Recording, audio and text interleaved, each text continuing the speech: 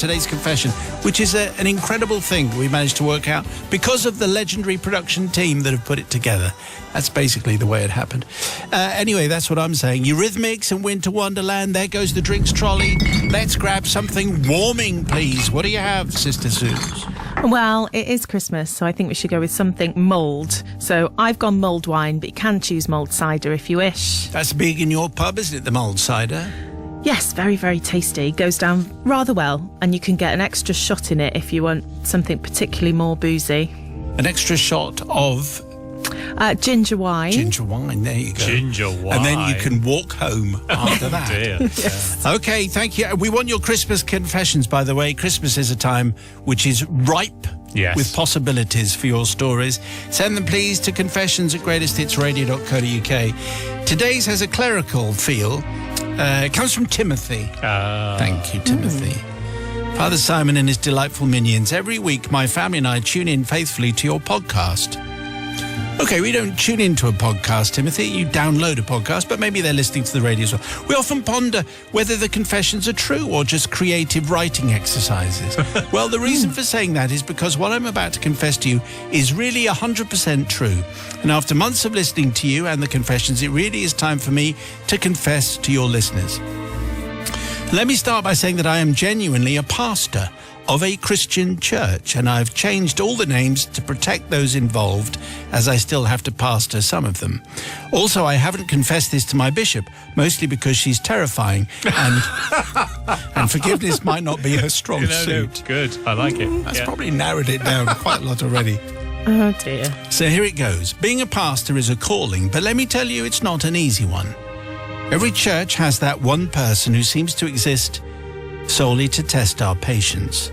They're the ones who sit by drafty windows and then complain about the cold, or demand modern songs, and when we sing them only demand the ancient hymns. Oh, right. What's going on there? The Apostle Paul might have called them a thorn in his side, but I call them Ivy. Oh. Ivy was the queen of the Blue Rinse Brigade, a Mrs. Bucket-type character. And every day I prayed for Ivy. I prayed she'd stop being such a thorn in, well, everyone's side, to be honest. And weeks went by and nothing. Months went by, still no change. Not praying very hard, Timothy, or maybe.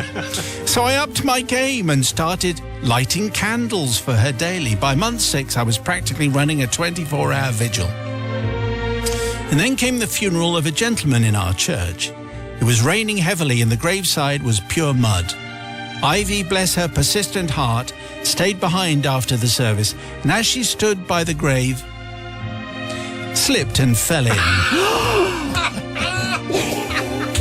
Now, Father Simon, these graves are deep, and while the coffin cushioned her fall somewhat, I don't think a coffin cushions anything, really. Ouch! She definitely landed with a muddy splat. Well, Eventually she was rescued, but the Mrs. Bucket image was definitely not there anymore. Mud and water all over her. It was a wonderful sight to see. And she hadn't done any damage to herself, so that was all good news. That's good. Wow. Now, fast forward a couple of years, and Ivy herself passed away. I know that death is sad, but if I'm honest... Go on. My heart threw a little party. Right. She caused so much grief to me, my family, the church, and even the local community. When it came for her funeral, as her pastor, I led the service, but here's the thing. Ivy had told me exactly how she wanted it to go. And Father Simon, I did the complete opposite. I'll admit it, I was fed up. I'd wasted good prayers, candles, and energy on her. The turnout for her funeral spoke volumes. Just me, the undertaker, and her sister showed up. Right. Not a single soul from the church came. It was as if the universe itself was holding a mirror up to her life. I think Timothy thinks he's turned into Charles Dickens at this point. And now, here's the part where I really beg for forgiveness. If you remember when Ivy fell into the grave a few years earlier, and the slip. Well, the slip wasn't entirely accidental. Oh, no. Let's just say gravity and a little help. Now, I have to say, Father Simon, I'm not proud of my actions. I've never done anything like it before or since. So, Oh, just the once then? Oh, that's okay. I think once is enough. So I fall at your feet, beg for forgiveness for Ivy, her sister, and for the handful of candles I wasted in vain. If it helps, I've genuinely tried to live a godly life, except Apart from that one time. except for that one push. All those other ones, I didn't push them in. Yeah, I just mean- this one. I have to say, I think Father Timothy, thank you, nice friend. I always think it's good to get clerical confessions, but I have to say, Father Timothy, you're pushing this a long, long way, and I suspect you're going to be struggling a little for forgiveness, apart from that. Sister Susie going first. Well, I was kind of on Timothy's side here for quite a while because, you know, we get those type of people in the pub, and it's, you know, they are annoying, and sometimes but you have to do that inside rather than actually outside. You mean you don't push them in the grave when you get an opportunity? Push them in a grave. I can't believe he did that. No, she could have hurt herself. No, Timothy. I can't forgive you. Okay, let's see how Father Timothy does with Brother Matthew. Yeah, I mean, I'm going to forgive, but I mean, it really doesn't matter how many candles you're lighting for someone. If you're then going to push your congregation into an open grave, then it doesn't really matter what else you're doing. Oh, that is super. I'm going to forgive because that is the best laugh I've had in a while. Pushing, there are some people I don't particularly like. I'm not going to push them into an open grave.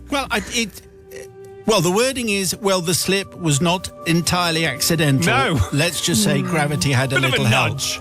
A slight nudge, or maybe with the foot. Maybe the foot, maybe the... Wow. What did you go, Ivy? Oh. No, it is deep down there, isn't How it? did they get her out? Well, No, really. lit a candle. Okay, so Father Timothy's prayers weren't answered, were they? People's verdict, please. Do you forgive Father Timothy, Reverend Timothy? Names have been changed. Just before the news, we had a confession, a fairly shocking confession from the Reverend Timothy, who had a problematic parishioner by the name of Ivy, who, when it came to the funeral of a gentleman in the parish, slipped into the grave, but it turns out was pushed in. Well, was given some assistance by the Reverend Timothy. Also, she laid out for her funeral plans, and he did precisely the opposite.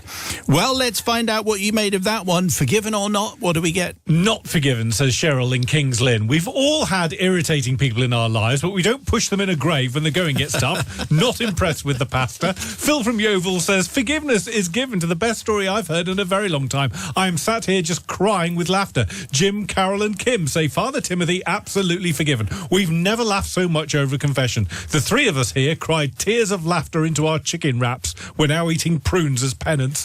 And Laurie in Leeds says, forgiven. The Father's actions are proof that we're all merely human. Besides, some people don't respond to gentle ecumenical leadership and could really just do with shoving into an open grave. That's an interesting approach to justice. Thank you very much. Anyway, your confessions would be very welcome. Send them to confessions@greatesthitsradio.co.uk. On working yourself into a fine state here, so in comes the drinks trolley, wheeled in by Sister Susie. What do we have? I'd like something warming and encouraging, please.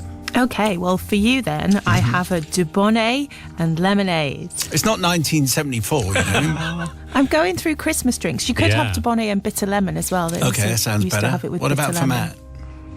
I'll just have the bitter lemon, thanks. You don't want Do you not want a Dubonnet? Dubonnet, a bit too classy for me. Okay, today's confession comes from Babs. Thanks, Babs. This is a U-rated confession. Oh, is it? That's fine then. Well, already. Yeah, absolutely. So there's no, there are very few rough edges, but you might like no the open images. graves. No open grave. Unlike yesterday's Reverend Catastrophe. Father Simon says, Babs, my confession takes place several years ago. Let me set the scene. My husband and I are Brits, excuse me, but in our late 20s, went travelling the world. We got to Australia and fell in love with the place and decided to make it our home. This meant leaving behind my dear mum, nanny, and many friends. Hard work was needed to enable us to make trips home to visit our loved ones. Several years down the line, we were planning another visit. We had done a long haul with a toddler, and it was excruciating. Our trip this time was the first with both of our children, Chloe, 6, and James, 3. I therefore had the brilliant idea of stopping over in Singapore on our way back to Australia. 2 nights in a hotel would break the long journey and enable all of us to recover from our jet lag and return home happy and refreshed, ready for work, school and nursery. Well, we had a wonderful time in the UK, introducing James to his great nanny for the first time. Our trip ended all too quickly and it was time to head for home. But Singapore was waiting. The Fancy Dan Palace Hotel, not its real name, was indeed grand and fancy and full of the most beautiful orchids. Our corridor was lined with enormous, elaborate and ancient vases of blue and gold filled with the most beautiful arrangement of orchids. What could possibly happen? Standing on a luxurious deep blue carpet. Sadly, things didn't go as I'd planned, and we were all at different stages of jet lag, sleeping and wanting to eat at different times. The morning of our departure arrived and things were a little fraught, to say the least. The alarm went off at 3:30 a.m. and the children who'd been unable to sleep were, of course, now dead to the world. Finally, my husband said he would take the cases down to reception, leaving me to bring the children with their backpacks and 2 bags of hand luggage. We didn't have long and our timing was critical. I finally managed to leave our hotel room with both children and all our bags, telling the children to be as quiet as possible as other lucky guests were still asleep. We proceeded down the corridor towards the lifts. Chloe was skipping along in front, and I looked around, but there was no sign of James. James! I hissed in a loud whisper. Yes. Still no sign. Panic was beginning to rise. All thought of sleeping guests passed as I yelled, James! Top of my voice. A cheeky face appeared at ground level, 4 vases back from behind one of the vast vases. James, come on, we're going to miss our plane. James jumped out from behind the vase, but in his haste, he knocked it. Oh, no. Oh, no. Not only orchids, but the water started to tip, but worse was to come. As the giant vase toppled, I realized to my horror that they were all situated slightly too close to each other, and dear. vase 1 was about to hit vase 2. Oh, no. Vase 3 was about to hit vase 4, and so on. An incredible domino effect began to take place before my eyes, and these vases are 5 foot high. Wow. Run! I screamed, Oh, no. scooping up James under my arm. Chloe was at the lifts pressing all the buttons as James and I arrived at the doors, and the doors opened and we fell inside. I turned around just as the doors were closing to see a scene of utter devastation. Not only were there broken vases and beautiful orchids strewn across the corridor, but a wave of water was cascading towards us. There was a stunned silence as the lift sped its way down to reception. As the doors opened, my husband was standing there. Where have you... Why is... Let's leave, I Right. said. Yeah. We boarded the airport transport and headed for our flight home. The children are older now. We have returned several times to the UK, and we have even stopped over once in Singapore, but we have never stayed again at the Fancy Dan Hotel because they know. Yes, they do. They do. They have photographs up. Father, Son, need forgiveness, please, from the hotel management, the guests who probably had water cascading under their doors and interrupted sleep, the cleaners, but mainly the people who spent many hours arranging the beautiful orchids, which we managed quite spectacularly to destroy. But it wasn't me. It was our very small son. That's right. Blame it on the kids. Correct. This is always a very useful thing. I mean, that sounds like very expensive wreckage as you're checking out of the Fancy Dan Hotel. What do you say to that, Sister Susie? It does sound like it might have been quite expensive, but who needs a 5 foot vase? Or more than one of them? I think it's a bit extravagant, isn't it? And I don't know, I should probably not forgive Babs, but she's a mum and she was getting those 2 kids down to the reception to meet her husband on her own, and I feel for that she probably needs a medal. Travelling with those 2 children, she probably needs a medal, and so for that she's going to get my forgiveness, because Okay. I imagine I'll be in a similar situation soon and will probably also need forgiveness. Okay, I mean, I guess Matt's going to be on the case about the 5-foot vase, but it's a bit swanky, but I think it could be very artistic and a beautiful thing. I'm sure it could be, but it is also a 5-foot vase filled with water and orchids. What's that doing in the middle of a hotel corridor? And not only just one of them, loads of them, and put them next to each other, so that when one of them falls over, the whole thing Maybe goes. it's a cultural tradition, It which could you'd be very careful. Which would be mistaken. But also, I mean, taking kids on holidays like herding cats, what a nightmare. But we love them all. Oh, most of the time. I think really, just because of the vases, Fancy Dan Hotel and the vases, what were they thinking? Hostage of fortune. For that reason, I'm going to forgive. You were trying to work out what you could spend your 12 grand on. Yes. You could take the whole family to Singapore to stay at the Fancy Dan Hotel. Yeah. That would be a very good thing. People's verdict, please, for Babs. What do you say? 61054 on the text. First word is, Simon, forgiven or no? The people's verdict is due.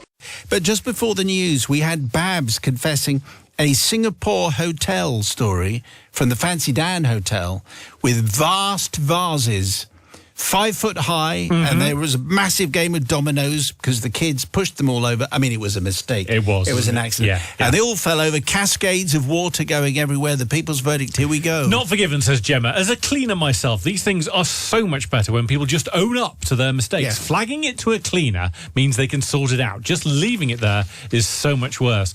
Tom says, not forgiven to the dad. Why didn't he take one of the kids down and Babs take the other? I think having both children and the hand luggage whilst he just had the suitcases was an unfair deal.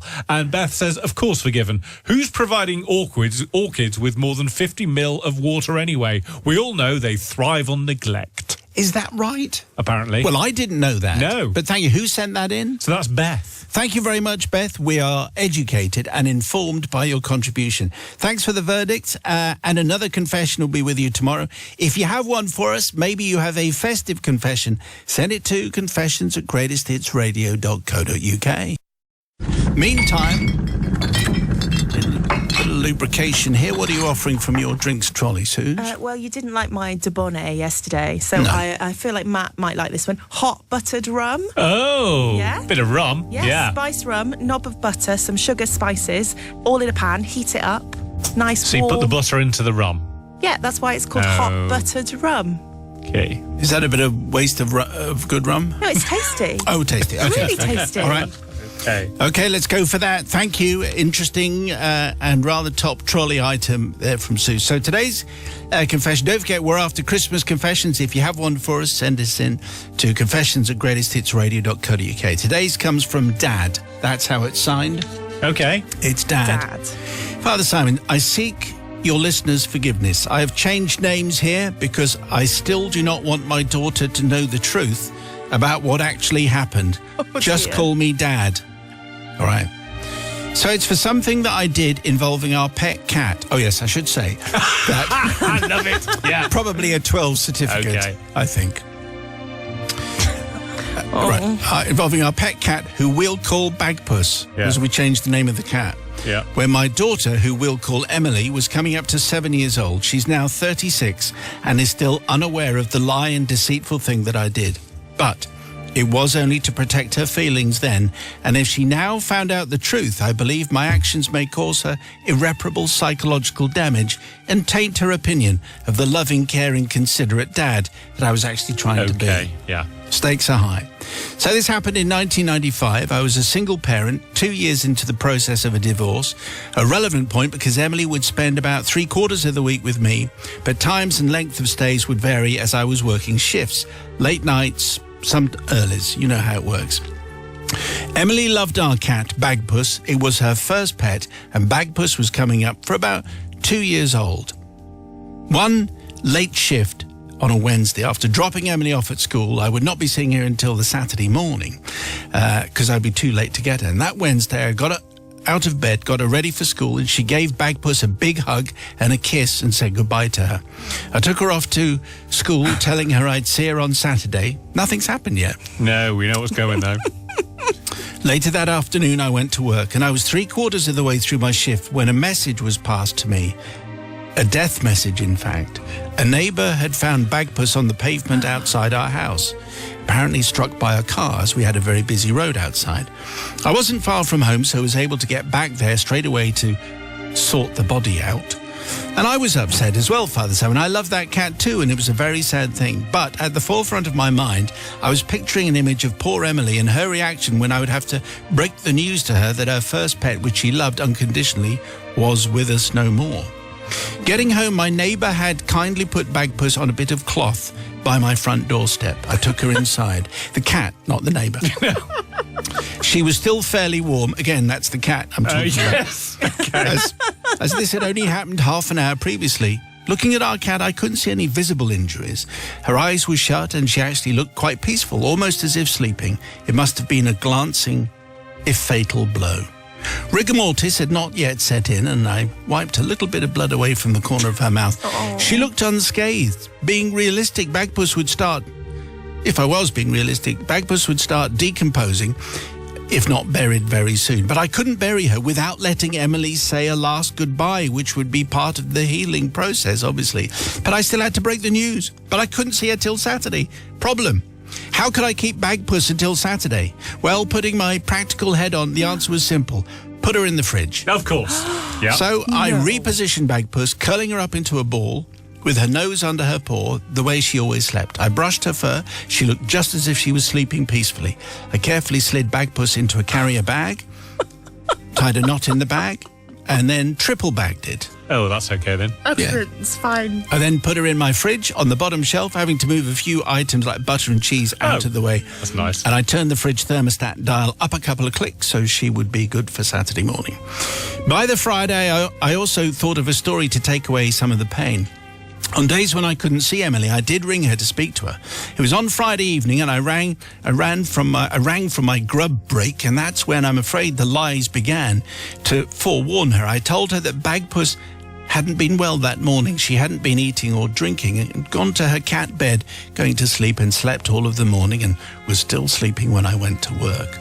So Saturday morning came, and before getting Emily, I got Bagpuss out of the fridge, and I took her out of the carrier bags and popped her into a basket. She still looked like she was curled up, sound asleep, and I then went and got Emily. The first thing she asked, jumping out of the car, was, "How's Bagpuss?" And I was then forced to break the sad news, which Emily was a bit prepared for, but I gave her a hug, telling her, another lie, I'd phoned a vet who had told me she's probably eaten something to make her unwell. Slug pellets, something like that. We've had a lot of that recently. The vet said there was nothing we could have done with this type of thing, which makes an animal sleepy, and it runs its course and then disappears painlessly in its sleep. Well, when we got home, Emily ran into the kitchen, and there was Bagpuss looking like she was just sound asleep, curled and snuggled up in her basket the way she always was. Emily, crying, stroked her and then commented with a start, "Dad, she's really cold." And I said, yes, it must have died in the early hours of the morning, and explained that the heating was off. Emily was so sad, but comforted that she'd died peacefully in her sleep. She was still upset, but my plan had worked and the blow had been softened. But the mistake has been lived with for many, many years. We did get another cat with the same markings that lived for 21 years. But I obviously have to seek forgiveness, firstly, most importantly, for lying to Emily and still never having told her the truth. Secondly, for treating Bagpuss in such an undignified way. And lastly, from any friends who came round in the week or so afterwards and ate food and drink out of our fridge without knowing that food and drink had been sharing the space with a dead cat. Wow. Yes. Well, you got to tell it how it is, and you got to. And I think Dad operated with goodness in his heart, and the cat had already passed on, and so therefore he was doing the right thing, and so no one got hurt, apart from the cat. But yeah, Sister Suze. well, like he didn't do anything wrong. He was, he didn't top the cat, and he just he was trying to be nice. You ate the food in the fridge and other people. Yeah. Oh, as much as he was trying to be really nice for his daughter, I just don't think I can. Just don't think I can forgive him, because it's just what do you do? One lie and then it escalated, Yeah, Brother Matthew. I'm going to forgive. Emily, it was the best thing to do with Emily, wasn't it? Because she got to say goodbye to the cat. The cat was already dead. That's not going to change. Putting the dead cat in the dairy next to each other, probably not a great idea in the fridge. But the good news was at least the heating was off at night. Who puts the heating on at night? No point. Keeping the house warm for the burglars? No idea. That's an argument you've used before. Yes, it is, I think. And so for that reason, I'm going to forgive. So the reason for having the heating off at night time is because you Who has the heating on at night? For the burglars. Ridiculous. Yes. I have quite my right. heating on at night. No, I think everybody does, really. No one does. Okay, so the people's verdict, please. Do you forgive Dad for this loving crime that he committed against decency? Yes. 61054, first word is Simon. Just before the news, a confession which involved Dad, Bagpuss the cat, which didn't make it past the second paragraph, and 7-year-old Emily. And Bagpuss sadly passed away, and Dad had to keep this from Emily for a few days, so put the cat in the fridge. Yeah. And that's pretty much what it boiled down to, and then they did the burial of the cat, which was rather cold. Anyway, the people's verdict is in. Here we go. Everyone forgives tonight. Ricky says forgiven. I would have done exactly the same. You always want to protect your kids from these things, and I think the dad was doing the right thing. Trix, forgiven. Dad, you did good. My friend's son's hamster died, a very aggressive hamster, and my friend replaced it with an exact replica. But this hamster was very lovable and sweet. Her son could never understand how the hamster changed so drastically in a morning. And Vicky in East Barkwith says forgiven. We've had various animals refrigerated to enable goodbyes to be said. Bagpuss was in 3 or 4 bags. Dad was being kind to Emily, who was experiencing her first loss. Incidentally, we have a line of boxed pet ashes in our dining room, which some people find a little strange. Yes, I think we'll be joining those people that find it a little strange. So, and what was very clear from the confession was that Emily doesn't know what happened. Yes. Even though she's now 36 years old. So maybe the story will leak, and Dad, knowing that he's forgiven, will pass on this story. He was acting out of love. That's what was happening. Yes. So it's your confession, please. Send it to confessions@greatesthitsradio.co.uk. Let's grab something enticing from the drinks trolley as it hurtles past. What are we taking today, Suze? I'm taking 3 glasses of Bucks Fizz. Is it like Christmas morning? It feels like it.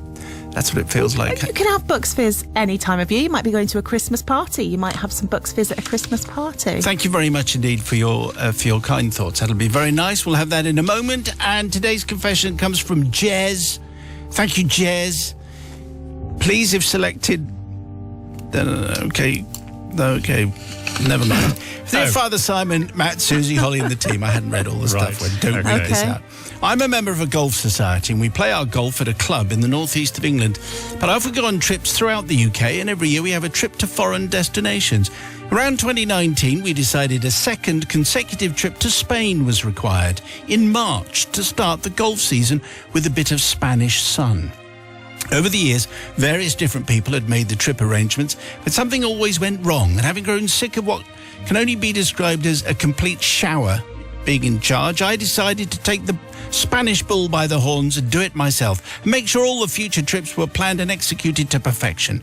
I'd pretty much perfected my planning in the knowledge that the buffoons I'd travelled with and played golf with would always either forget something or try their best to test my organisational skills.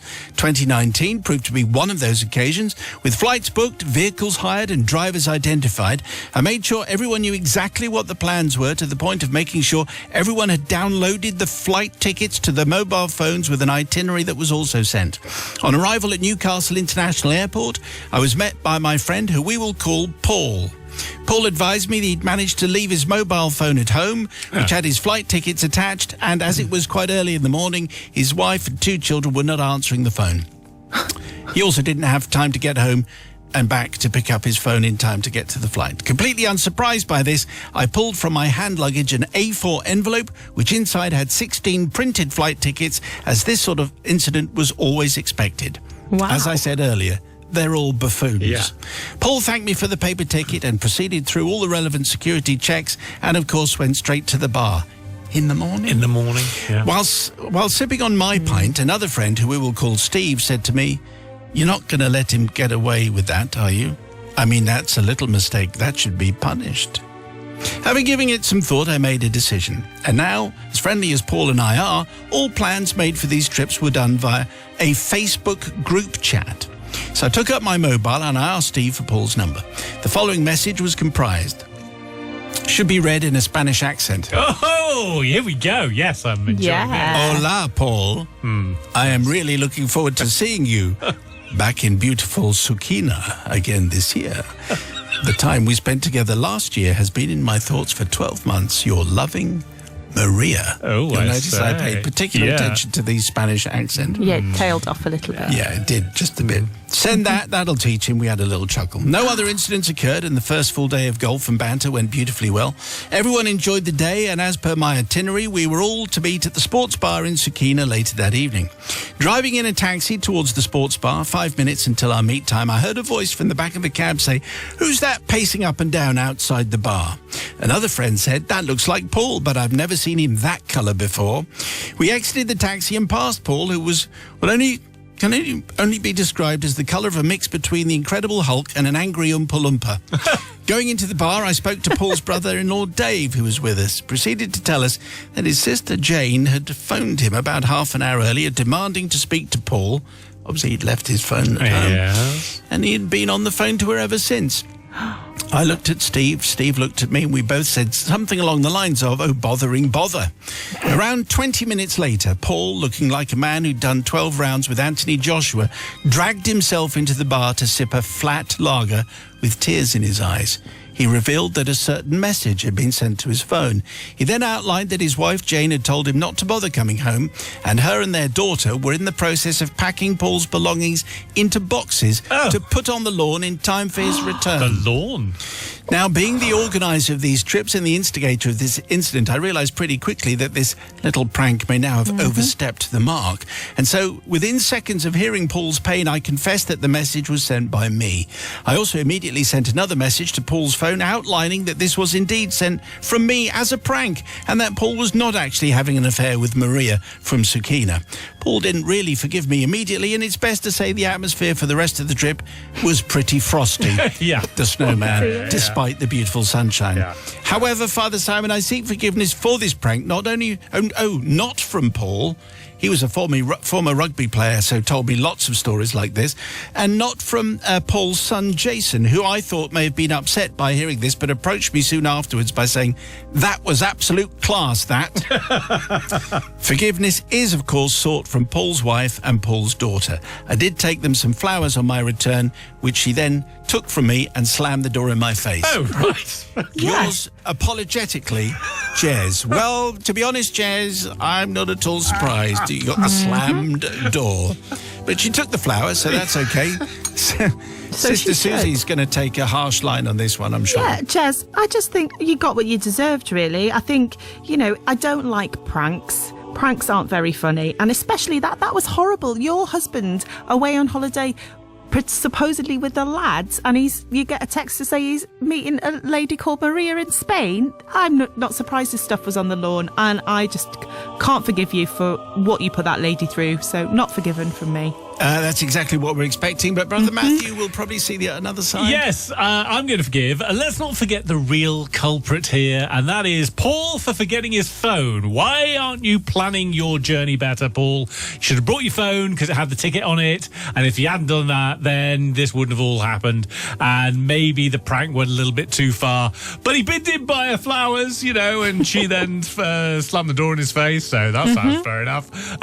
So, it all ended well in the end, and they're both still together, and everyone's still good friends. That's very much the vibe I'm taking from this confession. So for that reason, I'm going to forgive. 61054 on the text. First word is Simon for the people's verdict. If you work for Jez, forgiven or not, it's entirely down to you. Just before the news, we had a confession from Jez, who was organising a golfing trip to Spain, and one of his crew was hopeless Paul, who left his phone behind. So Jez thought it would be absolutely hilarious to message that phone and pretend to be Maria from Suquina. A suggestive message. Wife and daughter see the message, pack their bags. Thank you very much indeed. Don't find it funny at all. The people's verdict is in for Jez. So Molly says, I don't forgive Jez. What a horrible thing to do. If you're going to prank him, it should have been something feeling on the same level as him for getting his phone. Letting his wife think he was having an affair is way too big.